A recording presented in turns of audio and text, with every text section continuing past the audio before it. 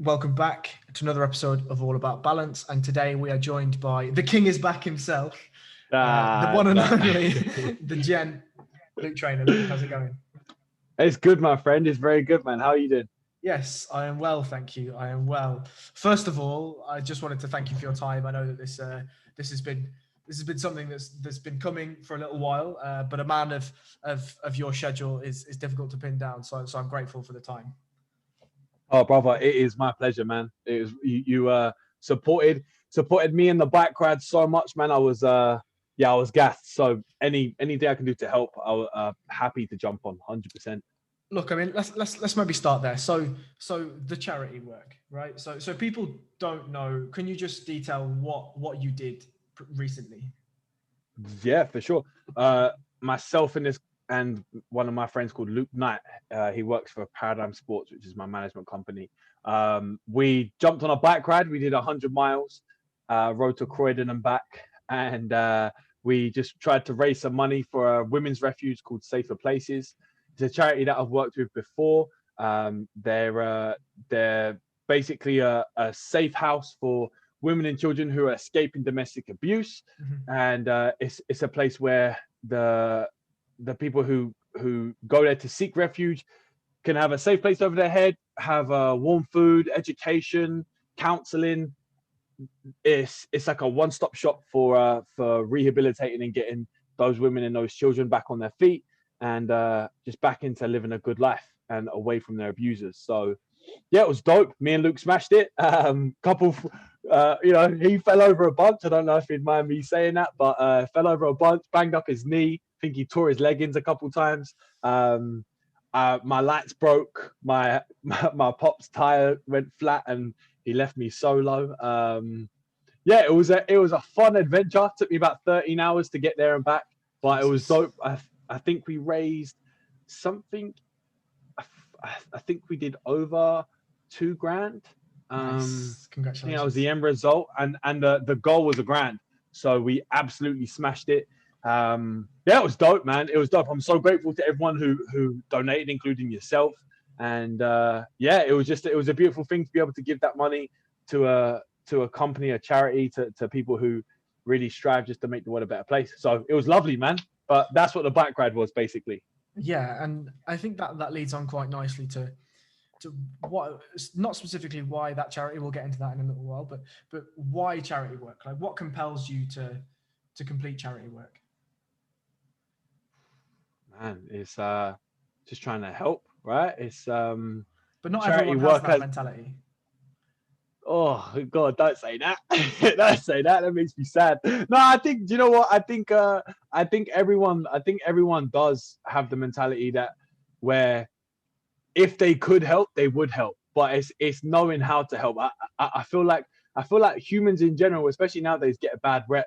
And I think it's just I think everyone has an innate feeling like they want to help, they want to do something, but a lot of time procrastination plays a huge part. It's like, oh yeah, I'd love to do that, but I've got to work, or I've got to look after my kids, or I've got to go out with my friends, or I've got to post on Insta. Like there's people create a lot of things to stop them from helping. And sometimes it could be as simple. Sometimes it could be you ride 100 miles for a women's refuge and raise some money, or it could be your next door neighbor struggles to get his shopping, so you bounce to Tesco for him and grab his milk. Like, it's charity is such a huge umbrella. It's just being kind.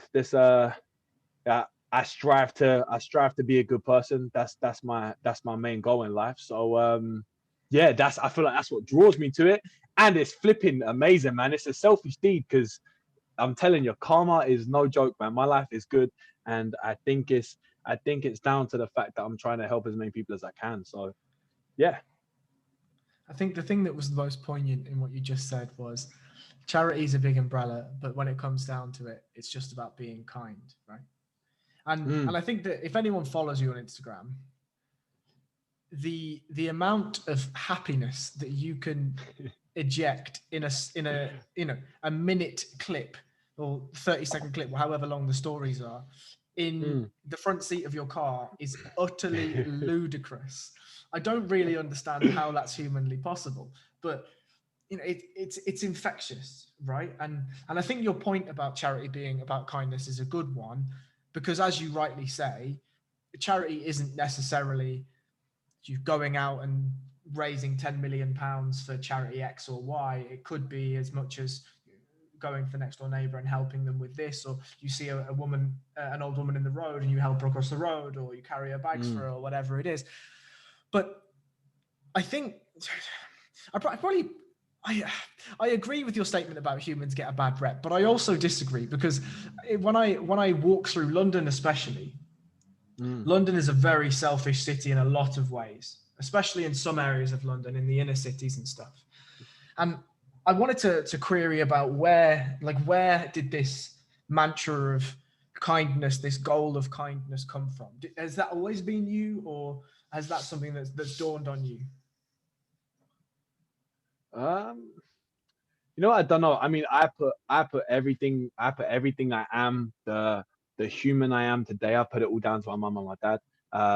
So I take zero credit, man. That sounds corny, but they, in my opinion, they couldn't have done a better job with raising me. You know, my dad come from a real rough background, and had a real rough start in life, and he switched it for himself and did everything he needed to do to become the man he is today. And my mum is one of the most caring humans I've ever met. So since young, they've been fostering children. You know, I've lived in a foster home since I was 11, I think. You know, where me and my sister and my mum and dad began fostering. I've said that before, and people got the wrong end of the stick. Sure. I'm not fostered, but we've had foster children since I was young. You know, so I went through life seeing what real pain and what real hardship can look like.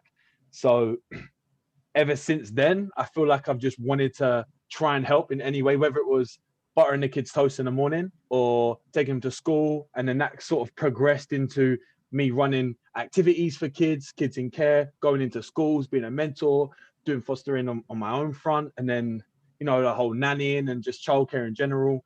So I feel like I've always been a good guy. I've had my spells of being an idiot, but yeah, I've learned from my mistakes. And man, like I say, it's a selfish feeling, because it's like, all right, cool, I'm doing this to help, but also like I get such a benefit from it, because it's such a nice feeling, you know, like I'm doing it for nothing, but at the same time, all the stuff I get back, it's a blessing, man. So yeah, I think it's always been in me, but only because of the way my mum and dad have raised me and my sister, and the children that have come into the house, the ethics and the morals and the ethos that they've put into the home. There's no other way I could have turned out. If I'd have turned out a serial killer, then it's just because God wanted me to do the devil's work. I don't know, man, but yeah. So that's where I feel like it's come from. I just think it's in me. Like I feel like it's in a lot of people. But yeah, I mean, you say, you know, you mentioned, you dropped the absolute bombshell that is, you know, you come from a home that fostered children and whatever, and that's no mean feat, right? That's to me, that's not a common thing. You know, it's not a common thing for a family to open up their home and to embrace children that really need a home that you've just mentioned, right? One that's got love and morals and ethics and an ethos of kindness. Like, what was that like for you growing up? oh man, it was Was it strange to flipping begin incredible. with? Do you know what no, I wouldn't say it was strange. Listen, we've looked after over 50 people, over 50 Wow. children now. I think it's closer to 60 now. So we've had a fair share of children from all walks of life, from you know, from the most serious abuse to, you know, it was a teenage pregnancy, and the mum loved that child, but just physically couldn't parent that child as much as she should have. So unfortunately, they had to separate. But with that range comes loads of different challenges and a lot of different obstacles in how to see humans and how to help other humans.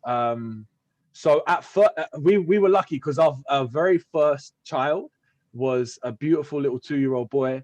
He Wow. was again, it was one of them cases where his mum had so much love for that boy, but just couldn't physically do it as a parent. So come to us. We gave this this I'm not allowed to say his name, No, but of I course you're not. Yeah, yeah, keep almost slipping up. But yeah. we gave this little boy a beautiful start, and then he went on to an adopted family, and that was it. That was from the jump. So it was like, oh cool, this is breezy. Like, we just have to make sure there's pancakes each morning and get him to school. And then, as you progress through foster care, the children become a little more challenging, and you see different obstacles coming away. So it has its moments, but I would take all of those bad moments every single day for the good ones for the good moments we have, for the moments where you look after a family for 2 years, and you see these kids go from, worried, scared, uh, unhealthy, malnourished, and they come from such a poor background, such a horrible life. They come here, they have nothing but love, nothing but shelter, and then they go on to either their adopted family, or whatever they go on to, a completely different human being. And it's because of something that you've done. You've had an input in that.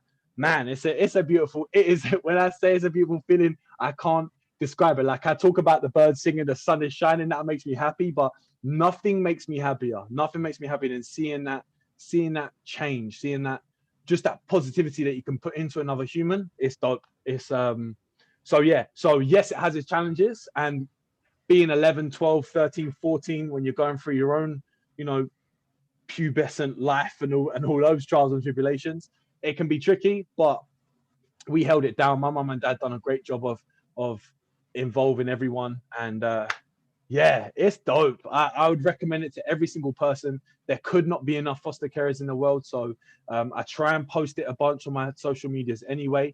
But if you're out there and you've got a spare place, you've got room in your house, and you've got love in your heart, man, just fostering UK, and just go nuts, go help. It's dope. Yeah. I can't speak highly enough about it. I mean, to just revolve back to your parents, like, they do sound like angels. Do you know what I mean? Like, Mm, to because I think the point that you just raised there at the very end was very, very, very interesting, and that was that they did their best to involve everyone. And that's a really yeah. difficult balance to strike, I imagine, because of course you have to treat these foster children with just as much love as the children that you physically birthed, because Mm, they are just as important. But in some fashions, they may need more care than the children that you've birthed, because of the situations that they've come from, as you alluded to, and that could turn problematic for the children that were already in the house, right? Because they don't I want to seem understand. left out or whatever. And to get that balance, man, that's some serious work, and look, Yeah. I echo your sentiment about fostering. I think at this point, where humans are more connected than they ever have been, I feel like, from a technical level, I feel Mm, like that the natural follow on to that is from an emotional level, and I don't feel like there's anything negative to come from fostering, as long as you say, the two requirements are having love in your heart and some space in your gaff, right? and mm, and if you've got both of those things, why wouldn't you do that? I just think it's the thing that blows me away is you talk about it as if it's just a routine thing, and I don't, mate, I'm sure people have told you this before, but I don't quite think you understand the gravitas of what you do, and the level of what you do, and how important it is for what you do. I know that you say it's a selfish endeavor, and I know that you say that it makes you mm, feel good and that's why you do it, but to think that because you, by taking those children in and being the positive person that you and your family have been, you've not just affected mm, those people, right? You've gone and affected thousands, if not tens of thousands of people by proxy. And the mm. same when it comes to your work in safer places, right? That £2,000 that you raised by, you know, fucking riding to Croydon and back with no lights and a broken tire. Yeah. I mean, you might as well just walk. Let's be honest. But I know, for real. It's not a joke. Yeah. it's you'll have helped more people than you'll ever meet or ever count. Mm. You know? That's the goal, though, man. Right? Yeah, To yeah. leave a footprint like that on the planet. I mean, look, I speak about it like I'm the main carer. My mum and dad are the main carers. My mum and dad are the you know, the head of the household, and the Mhm. kids look to them as the king and the queen. Whereas The alpha me and and the my omega, yeah. sister, yeah, and me and my sister are there to to be the big brother and the big sister, um, which in some respects plays an equally important role. But at the end of the day, we're not the main carer, so all credit goes to them. And I'm here to help as much as I can, and I love it. And one day, I mean, I know for sure I'm gonna foster when I have my own spot and I have the ability to, in terms of the MMA, I have more time. Great. I can't wait to do that. That's guaranteed. But my main goal in life is to open orphanages. That's something I'm already looking into now. It's something I spoke to social care about. I'm getting plans ready. I'm financially, I'm trying to be ready, and I'm qualification wise, I've started. So it's and that's a work in progress. That's not something that's going to happen tomorrow. But the goal is what the things I've learned through doing foster care, through doing childcare, through the nannying, and then just through everyday life, through mixed martial arts, all of that I've learned. I feel like if I can take that and put that into a situation like an orphanage where it's a bigger, it's just fostering, but just on a much bigger scale, you know, where more children, and it's children that come into care that don't necessarily fit the criteria of foster homes, because unfortunately there's, you know, there's different What is levels that of foster criteria? care. And What do you it, have to do? so That's a really what I vague mean, question, but no, not at all, man. It's so again, unfortunately, but I guess it's just how the world works right now. Is the younger the child is, the more likely that child is to get fostered, right? right, okay, It's less daunting, it's less intimidating to have a baby or a toddler than it is to have a 16-year-old. So sure. um so sometimes, again, unfortunately, sometimes those older children who are in the care system, who need just as much help, if not more, sometimes are not thrown to the wayside, but don't exactly get the same attention as those younger kids, or the same opportunities as those younger kids, just because they're older, just because they, you know, they got dealt a slightly shittier hand, where they got found and tried to be helped a little too late. So my goal is to take those children that are less likely to find a home like mine, and to put them into a place where they can still get that love and attention and get the guidance that they need at that age. You know, a toddler doesn't necessarily need to be thrown into martial arts and thrown into how to, you know, how to figure out mortgages, and do you need university, and what's the best qualifications for you. And, you know, life steps change. When you're 2, you need to know how to not poo on the floor, and you know, don't choke on an apple. Whereas a 16-year-old needs a little more. So I think I can impact the work I do in schools, the mentoring stuff I do with that sort of 14 to 16-year-old range. I've now realized, like, oh, dope, this is where I should be. Like, this is where I can really have an impact. So my goal is the orphanage would be for those teenagers, and then those kids would be the ones who'd be coming in and benefiting from what I think I could offer, and then the people who I'd be employing in the orphanage, what they can offer too. But again, that's down the road. That's like I said, it's not going to happen tomorrow, but it will happen, and I'm buzzing for that to start. That's something I've got a lot of passion for right now. I mean, not only can you tell the amount of passion you have for it, but that's such a beautiful idea, like a beautiful Mm, idea. There's something that I would like to do one day, which is sort of similar on that line, and it's that, you know, I have I've had a goal for a little while to just buy a set of houses, right? Let's say it's 3, 4, 5, mm, 6 houses, and rent it out to single parent families, or, you know, mm, parent families that say people from safer places. Let's just use that as an example, mm, and they pay next to nothing, right? Let's say it's 50 quid a week, whatever it is, until such a time that they can recoup any losses, recoup any debts that they've got, and then hand right, the house over to them, right? So right, essentially, okay. just it's just a service, kind of, right? So set them up Mm, in a position where they can take on a mortgage, they can actually own the property, because then that gives them mm, not just uh, not just a place to live in the interim, right, for an amount of money that they can afford, but then actually get them on a commercial ladder whereby they can do something in a game that they may not have been able to play previously, right? Amazing. And now that's something that's very antithetical to the way that mortgages work and the way that house lending works.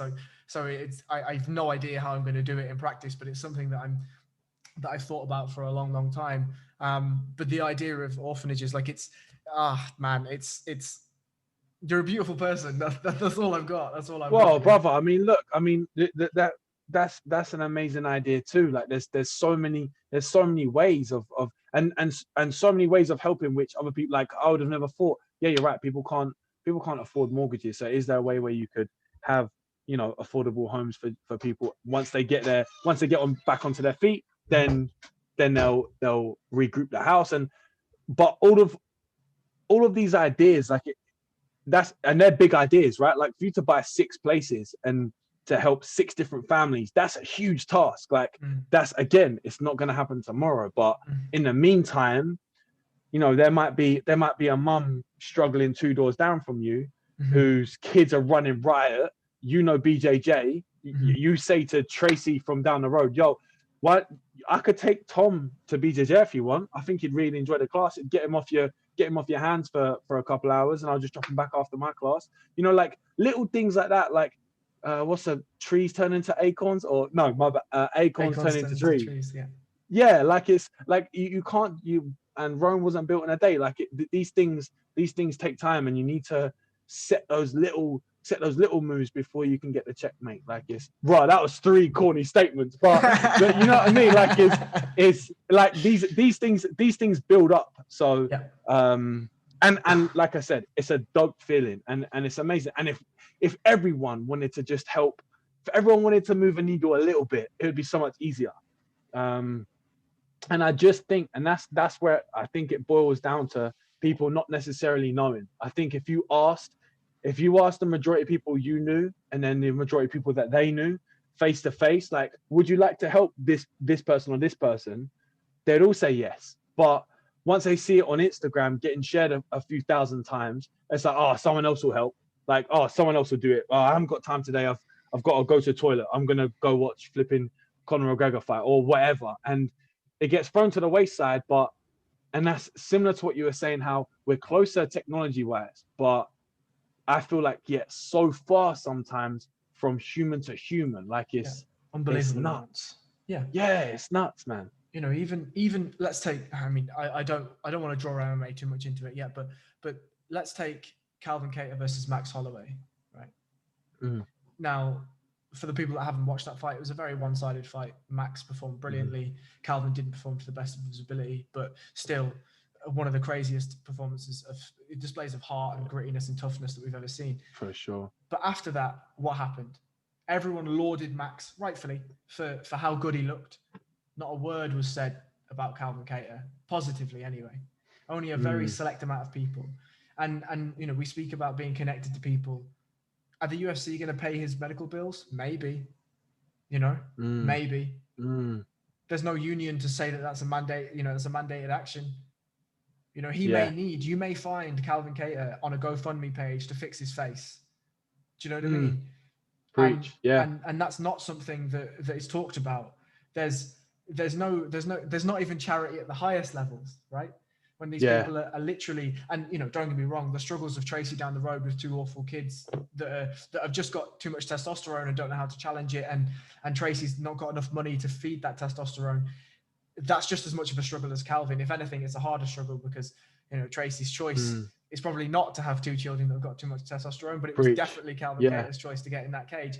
But you know, the emotional connections that we have with people behind screens is essentially null and void.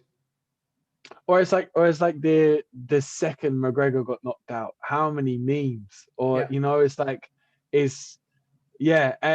once he's on the up and up, and once he's, you know, he's looking great, he's changed camps, he's doing this, he's doing that. He's so humble. He really looks like a changed person. You know, everyone gives him that. Not that second chance, because he didn't need a second chance. He doesn't owe anyone anything, and you know, he's going to do what he's going to do. But everyone was raving about how good he looked and how excited, and he was the favorite to win and all this. Then Dustin Poirier puts on one of the best performances of his life. Conor McGregor is one of the greatest of all time. In my opinion, he's one of the greatest strikers of all time the UFC has ever seen. The second he gets knocked out, it's Conor McGregor, blah blah blah, all this, all that, and there's memes about him sleeping on the mat, and it's like you're behind this keyboard. These warriors are behind the screen, and they don't understand. Like, he might see that, his missus might see that, his son and his daughter, and daughter to come. These guys are going to see this in X amount of years, and it's like you don't take into consideration, or yeah. There's so many problems with social media. It's that's a can of worms, but it's yeah, it's strange to see, man. There's so much good in the world. There's so much love. There's so much happiness. There's so many people out there who do good, and then the screen sometimes, I think, just puts people into a different universe where none of that matters anymore. It's like, let's just do what feels good, and don't we don't have to worry about the consequences. We don't have to worry about how people feel, because it's just behind a little screen. It's annoying, man. And I think the two things that you've touched on, the two overarching points that you've touched on, one is long-term versus short-term gratification, and the other is that of hierarchy, right? Like, the reason why we're able to see somebody as skilled as Conor McGregor is because he's climbed the hierarchy, right? He's climbed to a position in MMA especially where there's nobody close to him from a financial perspective. There's nobody close to him from a notoriety perspective in MMA. And he's got to a position where he can take a year out after 40 seconds against Donald Cerrone, come back in and warrant essentially the toughest fight in the lightweight division. Like, Dustin's unbelievable, an unbelievable fighter. And, okay, he loses a fight. That's all that happened. He loses a fight, right? And then the most candid photos from that was after he left the cage and his leg was the size of my head. And his wife or fiance is crying her heart out, and he rushes over to her and gives her a hug and probably told her that he's fine, his leg's just a bit messed up.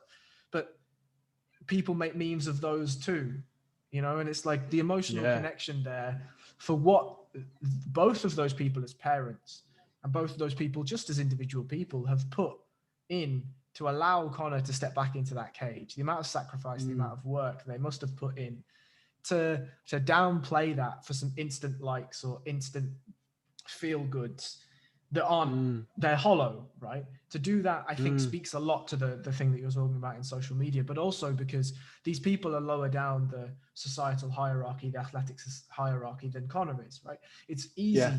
Like, how many memes did you see Justin Gaethje repost? None. How many memes did you see Dustin Poirier? How many memes did you see this person, that person, these high-level athletes? You're right. Yeah. Because they understand, Habib may have a problem with Conor from an athletic perspective, right? From a personal perspective, but you don't see him sounding off about, fuck him, he got knocked out. No, it doesn't happen because there's a level of respect here, right? And you're the same. You've been inside that cage, maybe not the UFC cage yet, but you've been inside that octagon. You've been inside the Bellator octagon. Some of the highest proving grounds in the entire world. And I don't see you reposting those memes either, You just wouldn't, man. It goes back to, if you've walked the walk, like if you've been there, or even like, I haven't been where Conor's been, yet. I haven't yet. Thank you, sir. I've yet to do those things. But even with that, even when I was back as an amateur fighting my third and fourth fights in a leisure center, like, there is no, even before then, I wouldn't repost something like that. But I mean, I guess that comes down to individual character and just the way I was raised. You don't bully. Like, it's not something you do. Also, like, you get punched in the face if you do stuff like this. Like, it's that and the funny thing is, these guys are trying to bully humans like Conor McGregor over social media. You do it to Conor McGregor in the face. One, you wouldn't, because you'd instantly turn into a fanboy, and you'd no, I've never posted anything bad. Please, can I have a selfie? But also, you do anything like that, and Conor will slap you. Like, it's the mentality where you're safe behind your screen, so don't worry about having a good character anymore. Don't worry about being a good man anymore, a good human. Like I'm just gonna go back to being a schoolboy and post. Yeah, I don't. It is what it is, man. I feel like it's always gonna be keyboard warriors in this day and age now. I think it's gonna take a lot for that type of mentality to go. I don't know what's gonna do it, but I don't think it will ever go. And the reason why I don't think yeah. it will ever go is because there is no such thing as humanity online. Not really, right? Online, the rules of the game are different. The rules, as you rightly point out, the rules of the game, if I come up to you in the street and I say something horrible to you, there's nothing stopping me from getting whacked, right? There's absolutely nothing. I could run, you may run faster than I do, right? It doesn't matter. I could come up, say something, and if your mind tells you to, you could just put me to sleep there and then, right? But online, that doesn't matter. The rules are different. The rules are very, very different.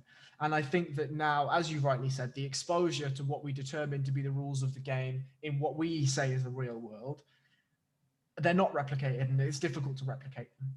And I think that you can't replicate the same rules, right? Okay, so you ban someone off Twitter for saying horrible things about Conor McGregor. They just make a new Twitter. Do you know what I mean? Like it's very, very difficult for you to replicate those things. One thing I did want to ask is, we've spoken for the last sort of half an hour about essentially how wonderful and kind and gentle and thoughtful you are as a person. But you also smash people to bits in a cage. Like in your mind, I mean, let's say this what it is, right? MMA is a sport and nothing more, right? Okay, it's a sport whereby it's a combat sport, and the aim of that sport is to throw bones at another person until somebody stops throwing bones. But how do you differentiate those mentalities? How do I differentiate the mentalities? I don't necessarily say I do, man. I used to think I'd have to switch, and I used to visit there. What's going on now? I used to think I had to switch. Like I used to think I had to awaken some sort of demon in me, and like I'd physically have to, get angry. And I remember my first few amateur fights, I would try and emulate someone else that I knew who was a bad dude, or I'd try and emulate people who I've seen before and how they look all angry and how they mean mug in the cage and blah blah blah.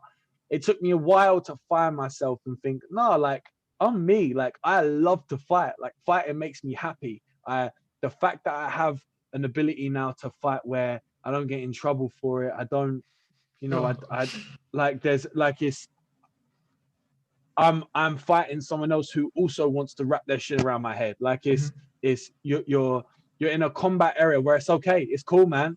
Do your thing. Like try and knock me out. I'm gonna try and knock you out. All gravy. So now I've realized over the last, I'd say only over the last three fights that I've had, I've really found myself like I pray on my way to the cage. Like I'm praying to myself. I'm singing country music in my head. I'm listening to Kenny Rogers on my warm up. Like I'm in my element now. Like I'm happy.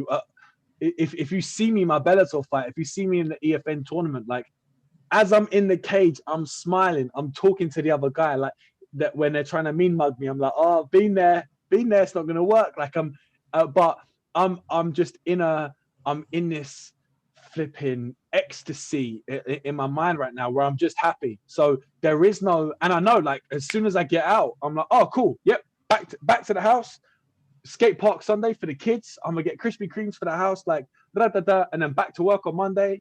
It's like my life is so good outside of the cage where it's like, cool, man, this is just a bonus. Like I'm it's such a blessing that I'm here doing what I love to do.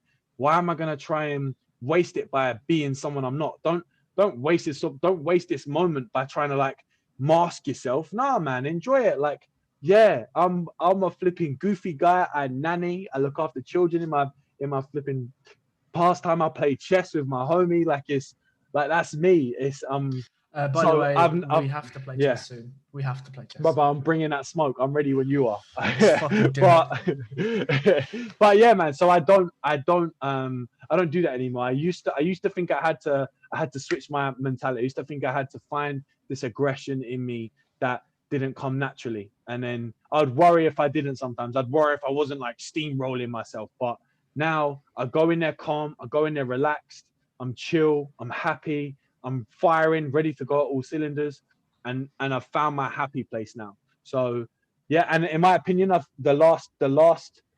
my tournament and my Bellator were my best performances and the best I've ever felt, the best weight cuts, everything in preparation was the best. And I think it's down to my mentality and just how I've found myself now and how I'm just doing what I love to do. I'm not stressing about being something I'm not. I'm just doing my thing. Like it And I think works for me.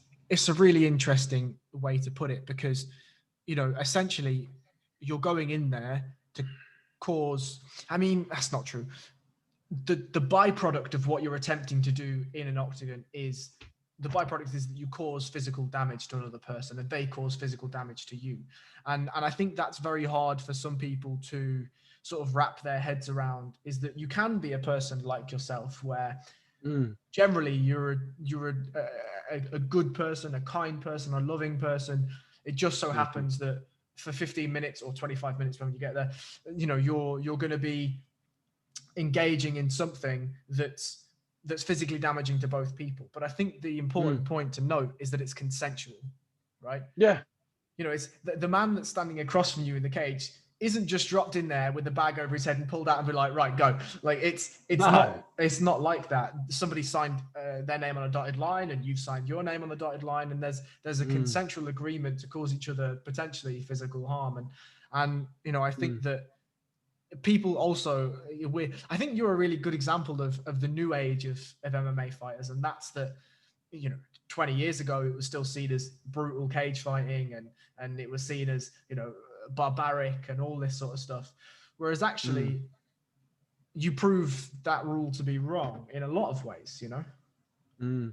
Yeah, I mean, I still see it as brutal, and you know, I'll watch clips and I'll show them to my mom or my nan, and they'll wince and close their eyes, and I still see the brutality in it. I still see, you know, you see Semtex flipping, I saw uppercut today of him uppercutting some poor human at Bama, and his chin went into the roof, and it was like, I see that and I'm like, bloody heck. But then I'm like, on Friday I'm gonna try that fake right hand slip uppercut. Like I see that brutality as art. I see that as like raw, like look at what he did, it's beautiful. But that's because the other guy would have also done that to him if he could.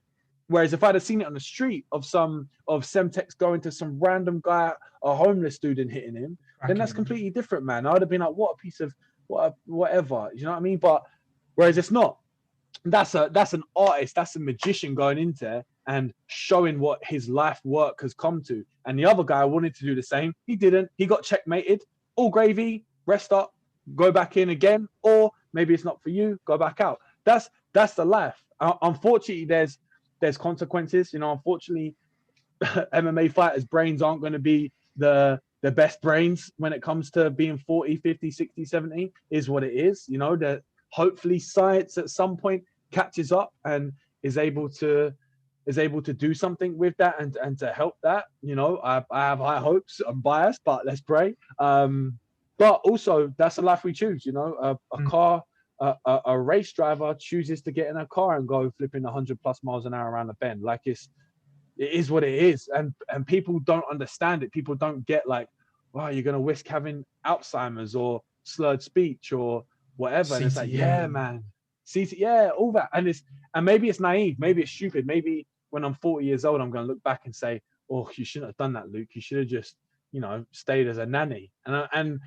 who knows? Right now, I'd be like, nah, I'm gonna live while I'm dying, and I'm gonna do this now and see what happens. I love it. It's my passion.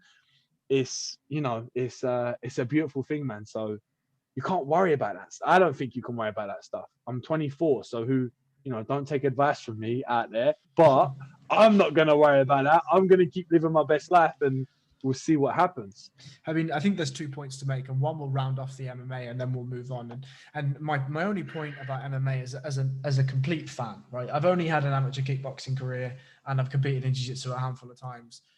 before coronavirus and whatever. Like I've never stepped For inside sure. an MMA cage with 4-ounce gloves. I've only ever stepped inside cages or rings with 10 ounces, and it, obviously Yeah. that's a totally different thing. But I think that for me, especially when it comes to MMA fighters, in a fashion, you have to be protected from yourself.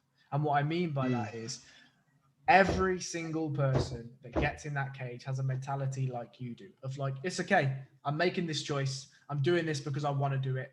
And what comes is what comes, right? I feel, especially for promotions like Bellator and the UFC, because they've got the resources to do so. As soon as you, Luke Trainer, sign on a dotted line to say, I am now a Bellator fighter for X amount of fights, you should be covered medically for the rest of your life. That's my thought. Because That'd be lovely. Because, you know, what you do in the gym, and maybe this is less apparent now, but if we go back to shooter box, or we go back to, you know, any of the old American schools, you just used to have full on scraps, full on fights 3 times a week to get you prepared, right? Whereas now, like, training has grown a little, and there's a lot more touch sparring, and there's a lot more simulation and all that sort of stuff. But the damage that you put onto your body just to get yourself to the cage, regardless of what happens in the cage on that night, however many nights you're able to compete, that is a result of you signing your name on that contract, right? Yeah. Now, for promotions like an EFN or whatever, that's so difficult to do because they've just got about enough money to put the show on and pay the fighters, let alone to, you know, to secure them. But I feel like, to me, Bellator and the UFC is like signing to play for a Premiership football club, right? But without the benefits of playing for a Premiership football club. Yeah, I see what you're saying. And the problem I have is you're right. You're 24 years of age. You're coming up the prime of your life in a few years, right? And you have this incredible character, this incredible soul, and this brilliant future ahead of you.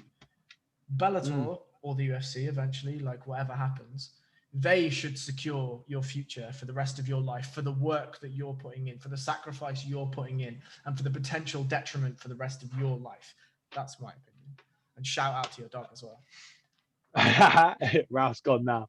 Listen, I mean, that'd be a beautiful thing. You know, it'd be lovely. And there's been, I don't know how many talks of a union in MMA now, and well, yeah, and everyone says that, and that's always what you hear. And listen, I'm not even on the cusp. Like I have no idea. I couldn't tell you who's trying to run the unions. It is what it is.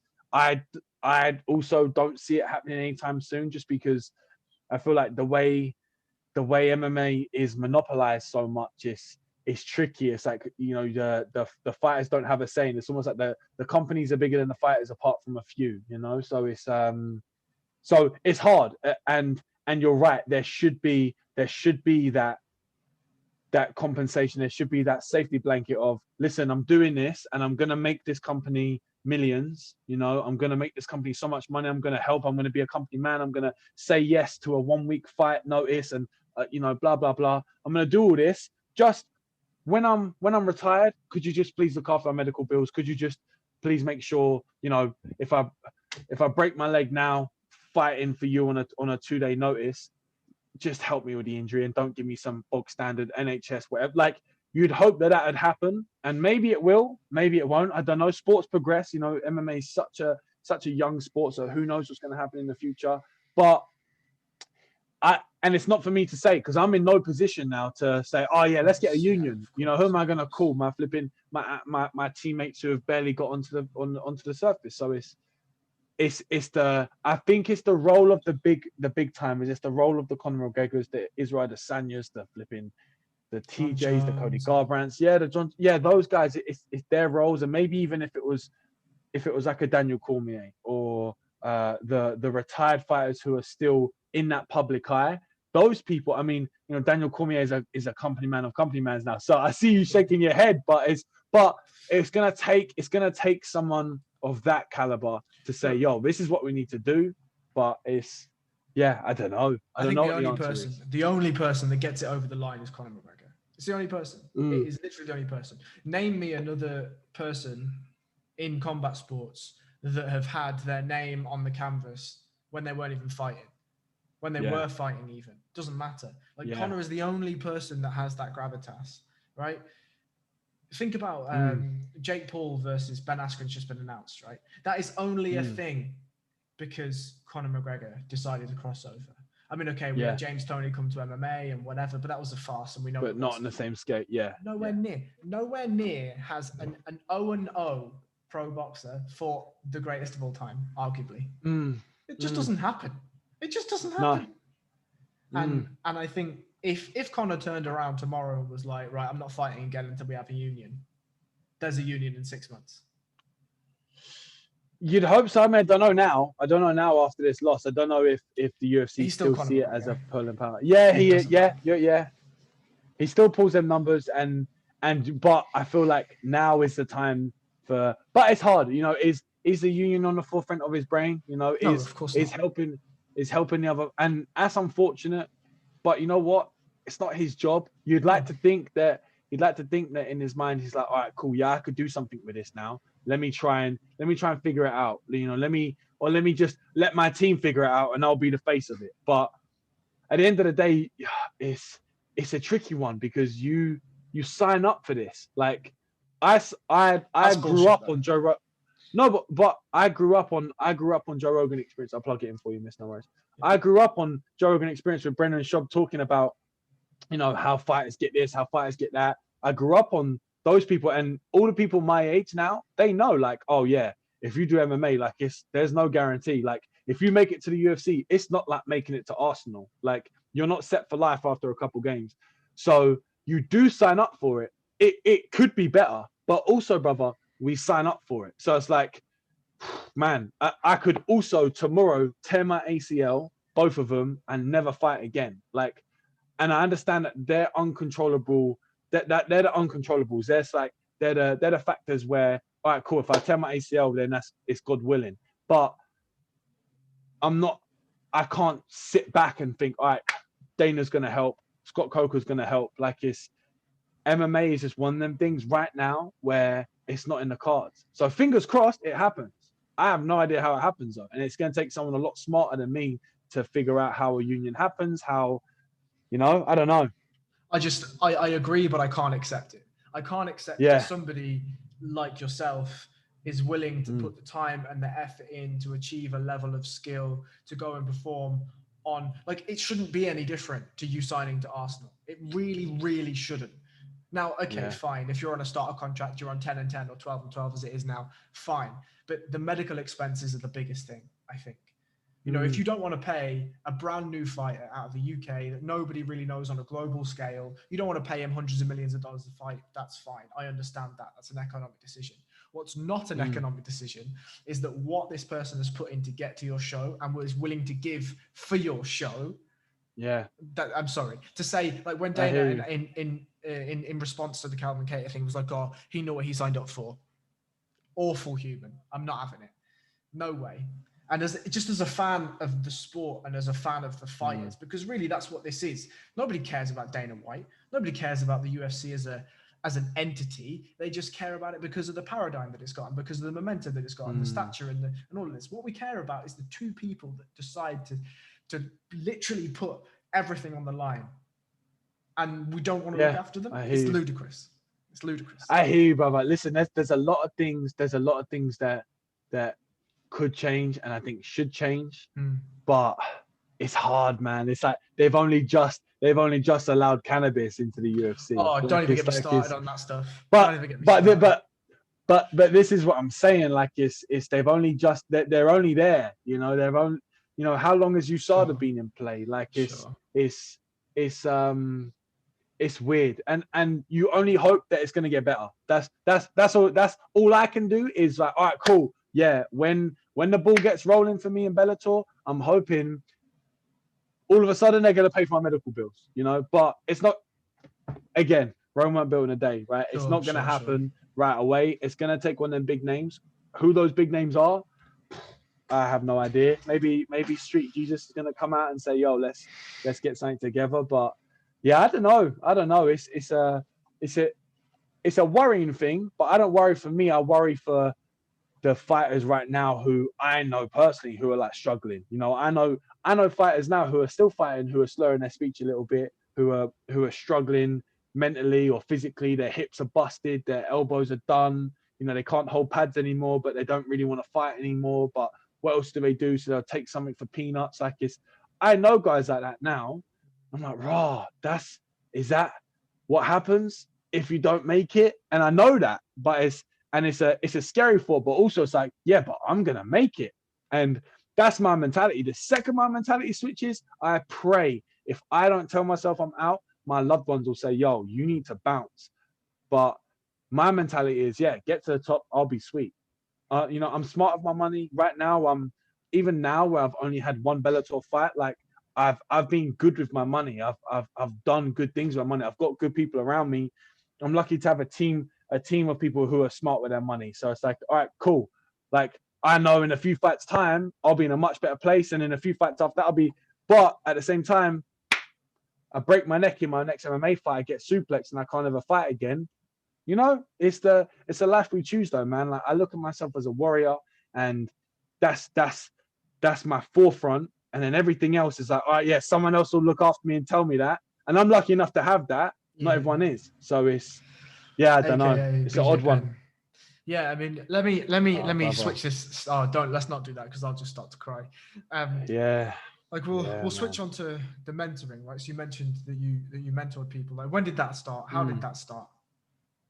It started 3 years ago. I got in contact with my old PE teacher, who was good to me back in the day. I was struggling from like year 8 to year 10 and a half. I was not good in school. I was not going a good way. Suspensions and all sorts. And my PE teacher was like one of the main focal points. Mr. Moore, his name is. He's a flipping amazing. Shout out Mr. Moore. He was an amazing human being, and he put a lot of time into me in school and really helped me get through school in all aspects, not just PE. You know, he helped me massively and was a big part of my success in school. So about 3 years ago, I was doing all right in MMA. I think I just turned pro, and I'd had a couple wins. And as an amateur, I did all right. And he'd been following my journey. He'd gone to some fights, and he hit me up for a chess match. I'm looking at my board now. He hit me up for a chess match. I was like, oh, it'd be nice to catch up. So we played chess. And he was like, you know what? It'd be really cool. I don't know if you'd be interested, but I've got some kids who are in a similar boat to you when you was in year 8 and year 9. I think they could do with like, I don't know, some sort of like boxing session, or if you could just come in and do a talk. I was like, yeah, cool. So I went in there. I did a couple hours of fitness classes for year 8 and year 9. And then I sat in a hall and I did an assembly. And it was like a 45 minute assembly. And I'm dyslexic as dyslexic can be. So me like reading and then having to read out loud to like, I don't know how many kids. It was 2 whole year groups. It was daunting. I did the assembly. They loved it. I got loads of questions. Loads of kids started following me on Instagram and like was in my DMs asking me about my next fight and all this stuff. I was like, oh, that was dope. Like I felt like, you know, I put a little bit of wisdom into their heads. And then Mr. Moore said, yo, that was amazing. Come back and do that again. But I'd also love you to maybe do a class here and there. So that's how it started. I went in, worked with some year 8s, year 9s, year 10s, did some boxing classes, did some weight training. And then that flourished into another school, and then into another school. And I was working in 3 different schools, just doing classes and doing talks. So we do like half an hour to 45 minutes of exercise. It'd be kind of martial art related. Either we do a pad session or we do wrestling, or I do some sort of fitness-based session. And then the 15 to 30 minutes after, it would be, right, let's talk school. John, you're not doing great in class. Kane, you hit your PE teacher. Why? You threw a book at Sandy. How come? Like and we'll talk through that stuff and I'll try and figure out. I got great response from some, and others just wanted to train and get out, and that was cool. If it was just an outlet for them, if it was just an opportunity for them to learn how to deadlift or to throw a right hand or to learn a double leg takedown, dope. But a lot of the kids progressed massively. A lot of the kids, we found great work in their school.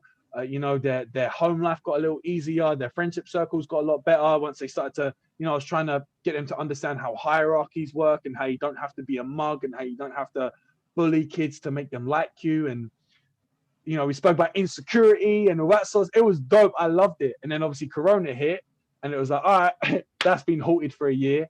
So I haven't been able to go in since March. So as soon as COVID lifts, I know Mr. Moore's going to get me back in. So yeah, but that was how the mentoring went. And that was amazing. It was cool to see those like 14, 15, 16-year-old me's. Do you know what I mean? Like that was how I looked at it. I was like, oh right, I did that. You just got suspended for XYZ. No drama, brother. Let me tell you what you need to do next. And then, you know, it was good. And like I said, I had a lot of people growing up who it took them a long time to get through, but I had a lot of people growing up who were trying to guide me and who believed in me and who didn't give up on me like a lot of humans do to other people. So yeah, it was awesome to have that opportunity and to be able to do that. And I look forward to doing it again once the Rona goes. But yeah, man. So that's what the mentoring was. That's what that was. It was dope. I absolutely love that, and I think that affects that can only affect such positive change, and because I think that there's always, you know, Eastern proverbs and all this this idea about elders, right? And the notion of the elder, and there's not really a notion of the elder in Western society anymore. But I think when you have a guy that's still young, right, 24, super young, what, 6'3", 6'6", brother. Jesus come on now. Christ, 6'6", and you know, fighting at a really high level. I think when you walk in, not only do you demand respect because of your physical appearance, but you also treat everyone with respect. And I think that's disarming to a lot of kids, right? Because the default isn't to treat with respect. The default is to find out your place in the hierarchy.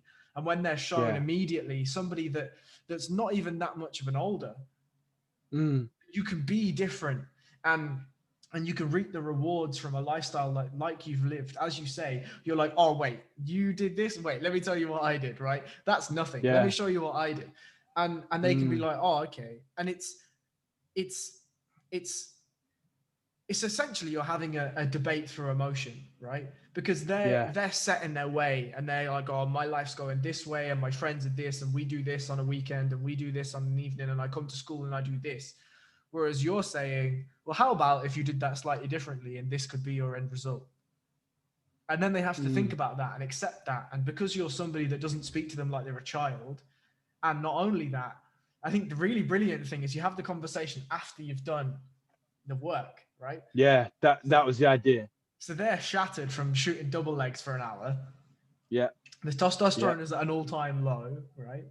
And then you ask them a poignant question, and you see that these are just young men, right? They're just young men that have all of the things that you already mentioned. And oh man, I'd love to be a fly on the wall in that room. That would be absolutely phenomenal. It's definitely cool, man. And obviously, you know, you get egos, and egos are never as high. Well, I don't know. I've met a lot of adults, quote unquote, with huge egos too. But you know, you're 15 and you're the king of the scout hut. Like you're the man. Yeah. And then you know, you come into a class and everyone's like, oh yeah, Billy throws hands, blah blah blah. He's knocked out everyone in year 10. But then it's like, all right, cool, Billy, let's see your 1-2, and then you're able to like show what a 1-2 is, and it's like, all right, yeah, cool. Watch this double leg, or watch how I rear naked. Don't let me rear naked choke you. Don't let me get you. And then, you know, all right, don't let me get you with one hand. Okay, cool. Don't let me get you with like my fingers. And it's like, and then you see that ego disappear, and it's in a healthy way. It's not like they've been challenged by one of their peers in school who, you know, has windmilled them, and a couple other people have jumped in, and it's like, all right, cool. Not only is my ego shattered, but now I'm insecure. And now, if I was a bully before, now I'm going to bully even more, but I'm going to bully the weakest of weakest. You know, it's like you give them an opportunity to learn what humility is in a safe environment, and you humble them without destroying them, and it's lovely, man. Like I had that as a kid in a positive environment, you know, with my pop. Even my sister used to flipping beat me up, man. Do you know what I mean? Like she's 3 years older than me, and she'd like punch me in the face if I didn't give her the remote. So it's like Hey, but don't. it's, you know what I mean? You got a sibling then, yeah? My sister's broke on my arm. She stabbed me twice. She's given me Oh, countless bah. amount of injuries. Countless amount of injuries. Yeah, we used to go to Okay. war. We used to go to war. All right, my sister never stabbed me. Let's just get that. I'm sorry for you, brother. It's fine. But like it's, you know, and I had that. I had my dad as a father figure who Mm. like, you know, we would wrestle, and he wouldn't ever pound me into the ground. He'd like put me in a hold and show me how to get up, and then I'd like show my boys, but I wouldn't put them into the hold. I'd let them get up, and then it's that trickle effect. Whereas if you don't have that growing up, you just think, cool, I'm a steamroll everyone, I'm gonna be a bully, and that's how I gain respect. And it's like, oh no, man, like you come into a jiu-jitsu, you've seen it. You come into a jiu-jitsu class as a beginner, and you see the blue belt, skinny 5'2" girl who wraps you in a triangle. It's like, oh no, what am I doing? But then you come for another couple classes, and it's like, oh, dope. Flipping Amy, show Tom that he doesn't think you can do it, and it becomes different. It's healthy. And that's what I tried to do with the kids, basically. So Yeah, I mean, the yeah, greatest thing to see in a room is a guy of your build and your size walk into jiu-jitsu for the first time and get murdered by a guy like murdered, a third of his weight and size. It's murdered. ludicrous. Yeah, And you can and then tell. that guy gets murdered. You know, is Yeah, yeah, you can tell in that moment what somebody's inner character is like, because you see someone sometimes you see that happen, and then you see them and sit on the mat and they're like, okay, I need to understand how that happened. Like I need to yeah, understand. And then you see other people like, I gotta get out of here. Like I gotta get out of here. And you know, to your point, like the guys that are like, I need to get out of here are the people that haven't had an influence like you're influencing those children. yeah, yeah. It's true. How was your experience first on the mat? How was that for you? So I mean, I'd been in combat sports for a while, right? So I'd been humbled Okay, many times, okay.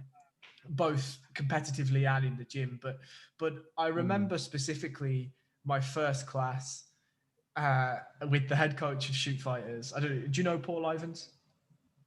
Paul Ivans. Oh yeah, yeah, I know Paul from London Shoot. Sorry. Oh Yeah. yeah, I know Yeah, Paul. yeah, Great yeah, guy, man. Yeah, yeah. I love Paul. So he is probably the only man on this earth that literally instills fear into me every time I see him.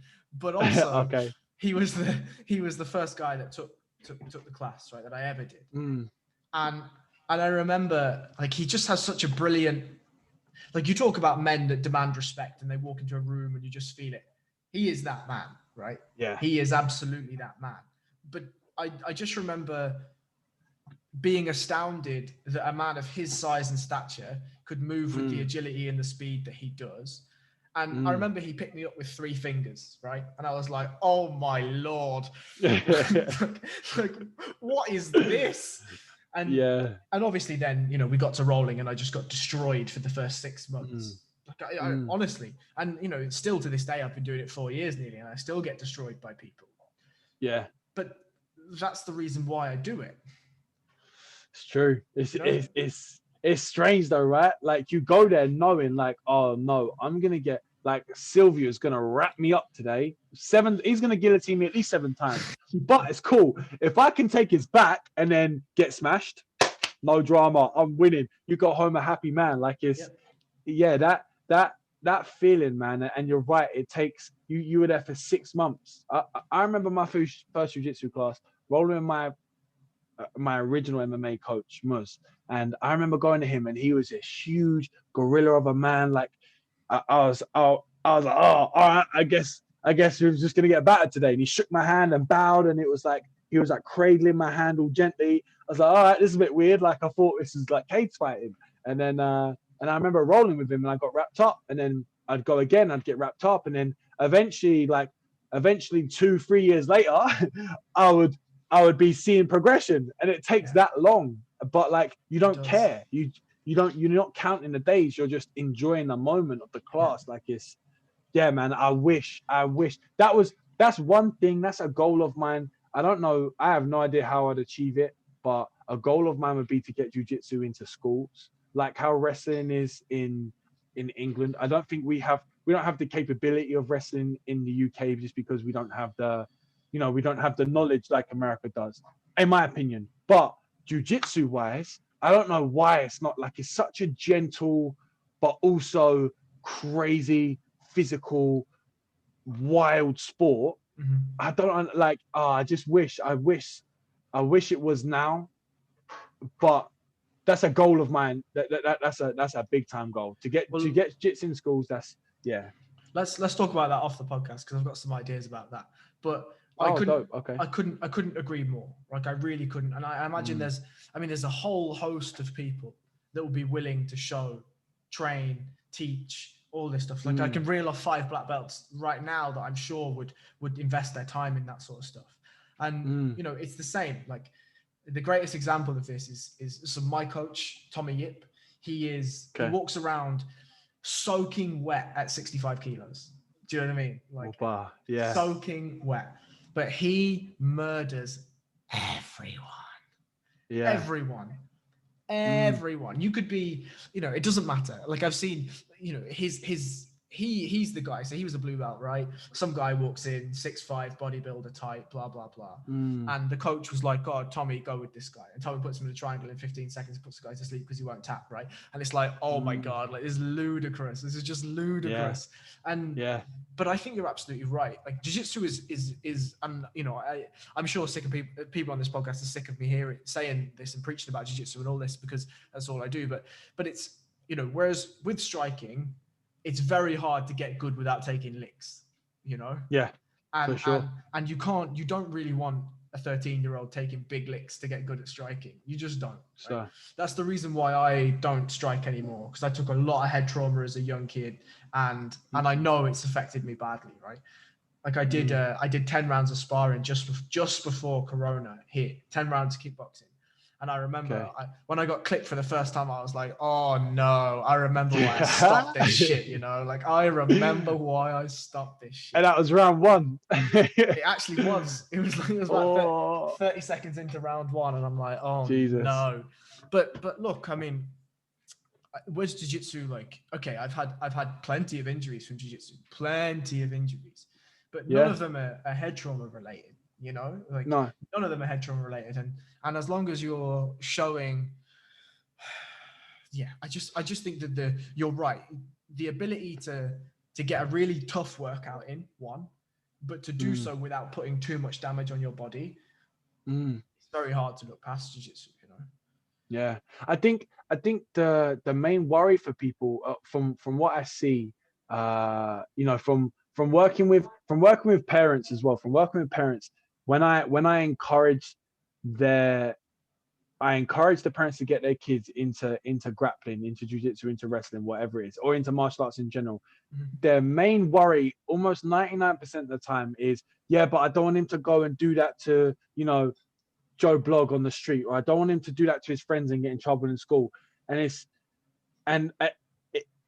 I understand it doesn't infuriate me. Infuriate me is wrong, because they just don't understand. But it's like, I've never, from my first class, I've never then said to my friend, oh, yo, let me show you this, and just crank a choke.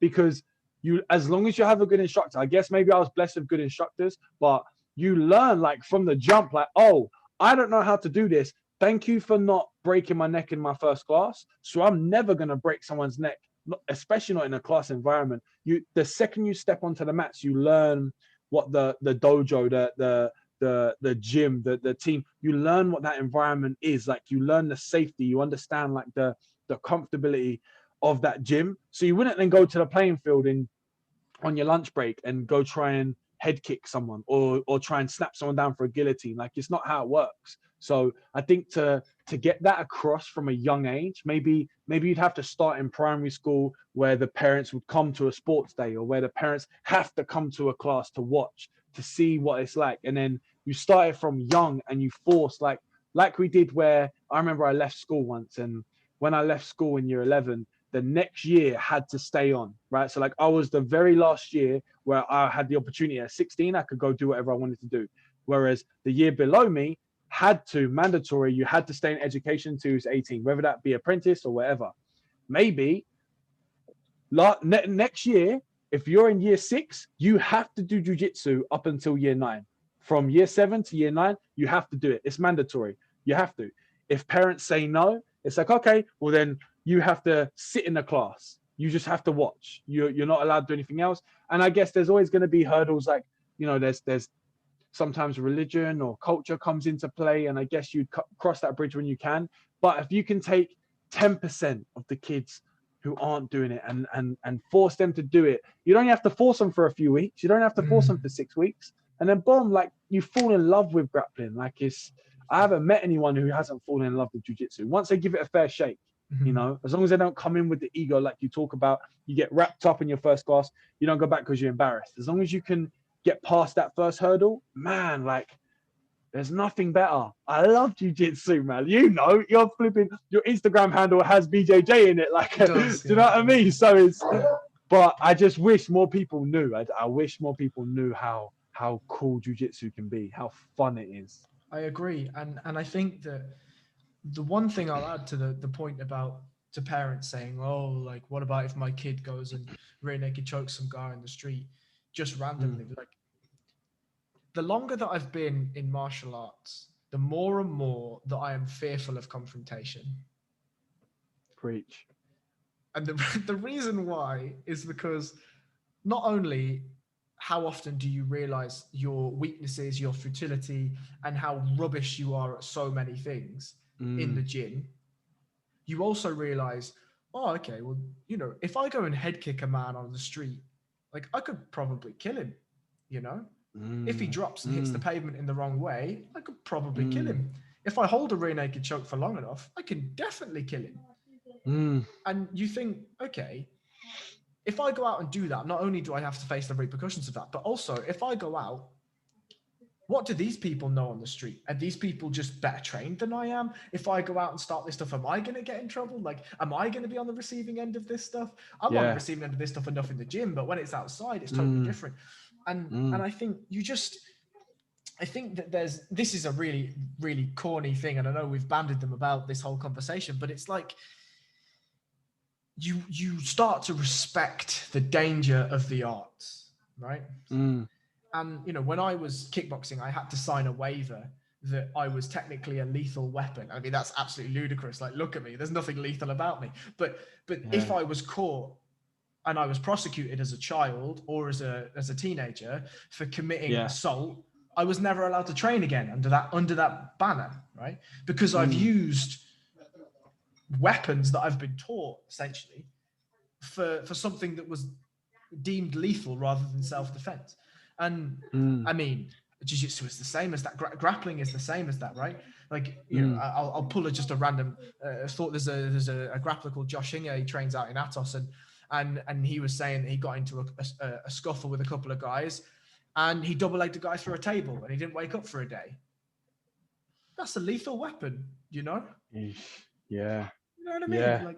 Like, that's serious stuff. You could do some serious damage to somebody, And the same, if you just wanted to armbar someone into oblivion, you could just shatter their shoulder and their elbow, no problems. And I think you're right that teaching children, giving them the exposure to be humbled and to learn human chess, essentially, in the safest fashion, can be nothing but positive.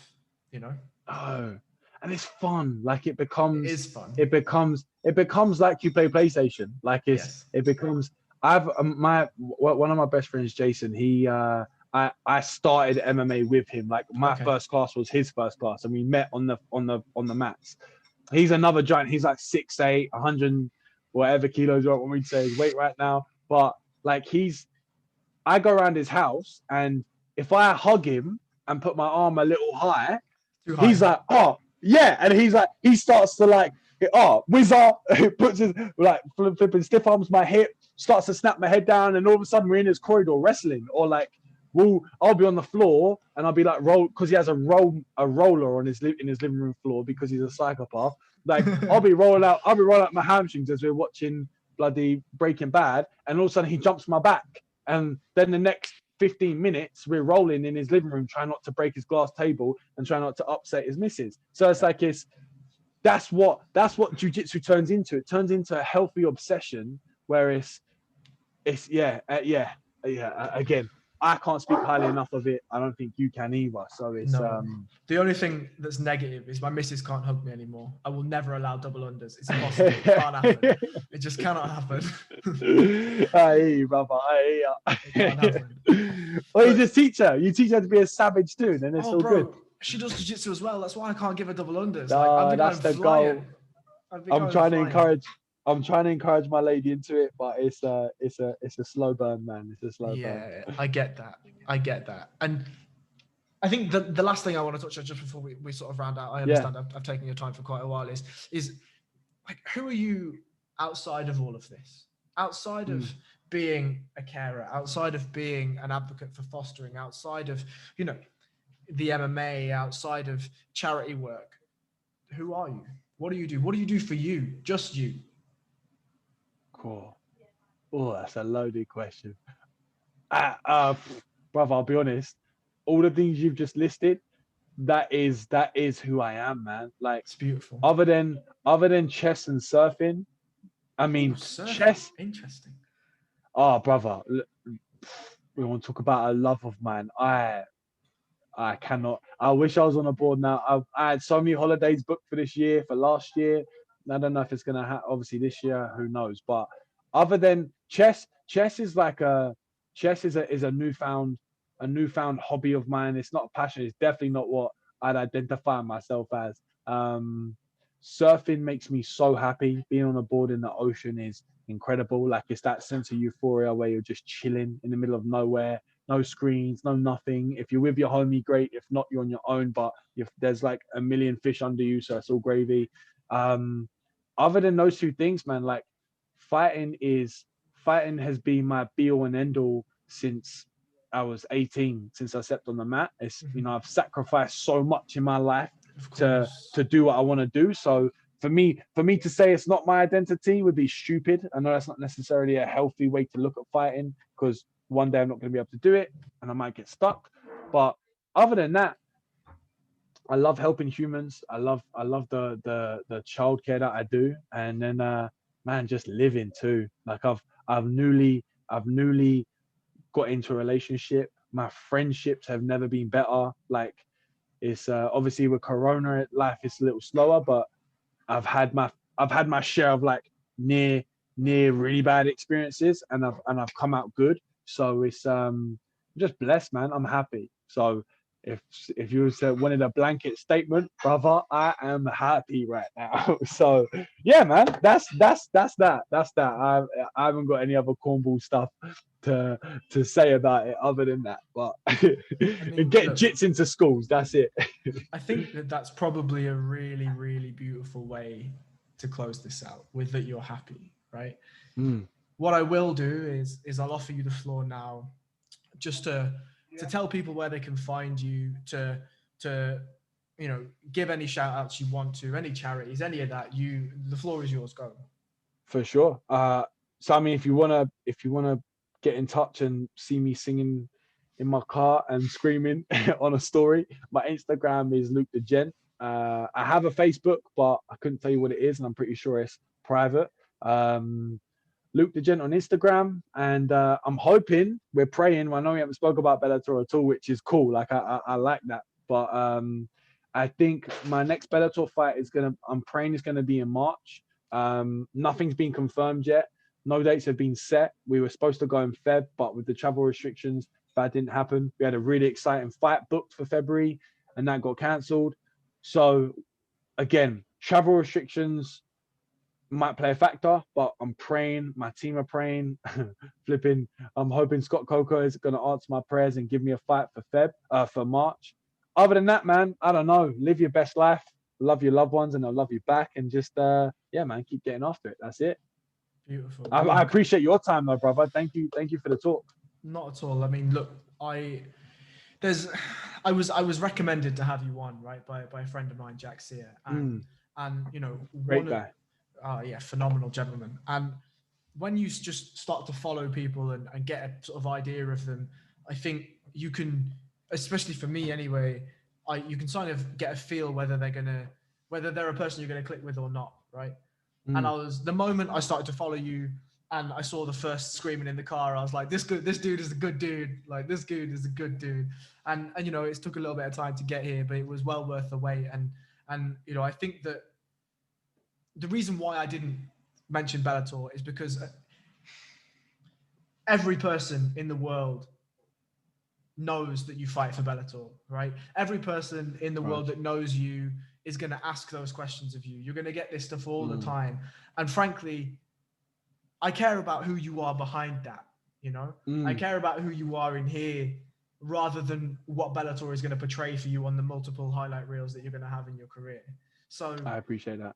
That's why I didn't do that. You know, I'm not doing it to sort of be the elephant in the room. I think there's more to MMA fighters than just fighting, you know? I agree, my man. Yeah, 100.